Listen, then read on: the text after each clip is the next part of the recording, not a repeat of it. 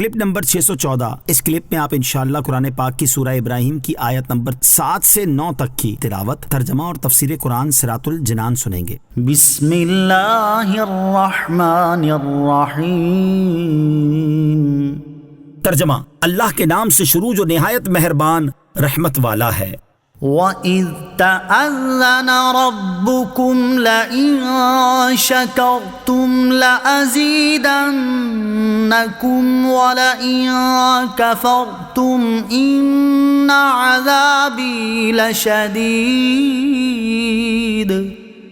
وَقَالَ مُوسَىٰ إِن تَكْفُرُوا أَنتُمْ وَمَن فِي الْأَرْضِ جَمِيعًا فَإِنَّ اللَّهَ لَغَنِيٌّ حَمِيدٌ۔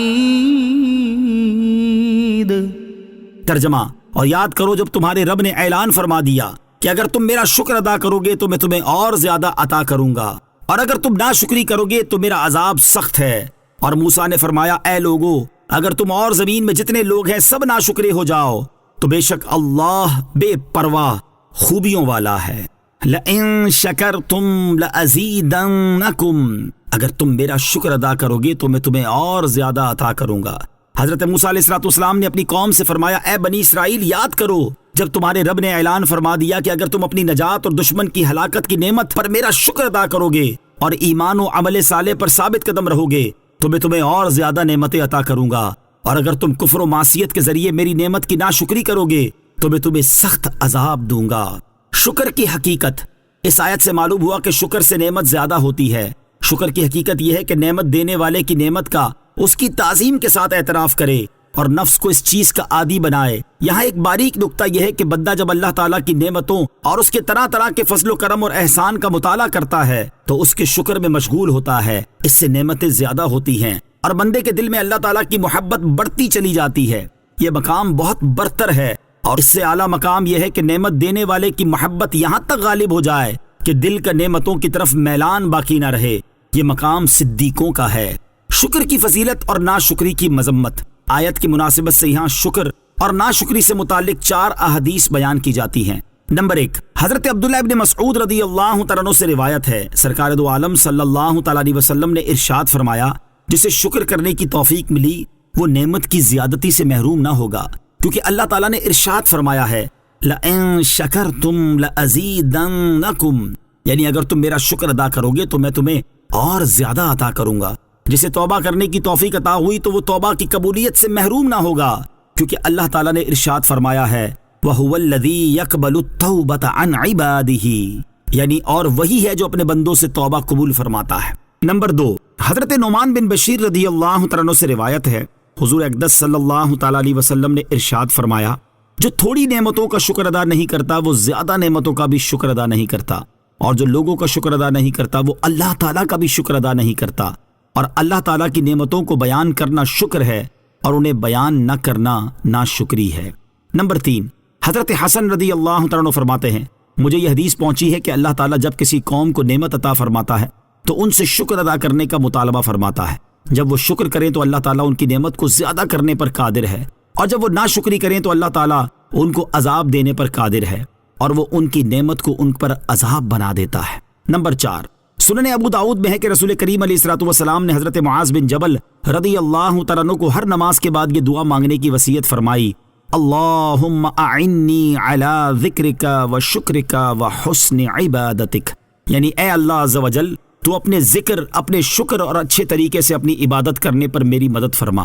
اللہ تعالیٰ اپنے فضل سے ہمیں کثرت کے ساتھ اپنا ذکر اور شکر کرنے کی توفیق عطا فرمائے اور اپنی نعمتوں کی ناشکری کرنے سے محفوظ فرمائے، آمین۔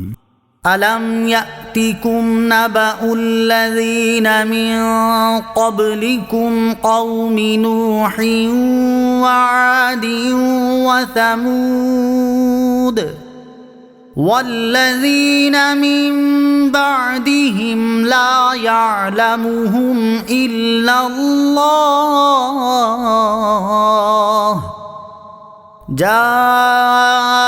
جاءتهم رسلهم بالبينات فردوا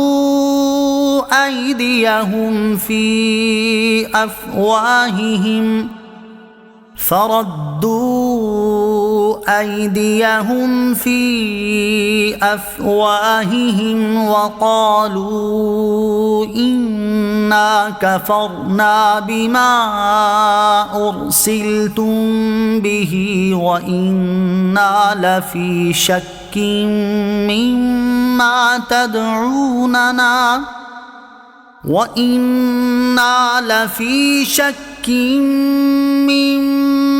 تدعوننا إليه مريب۔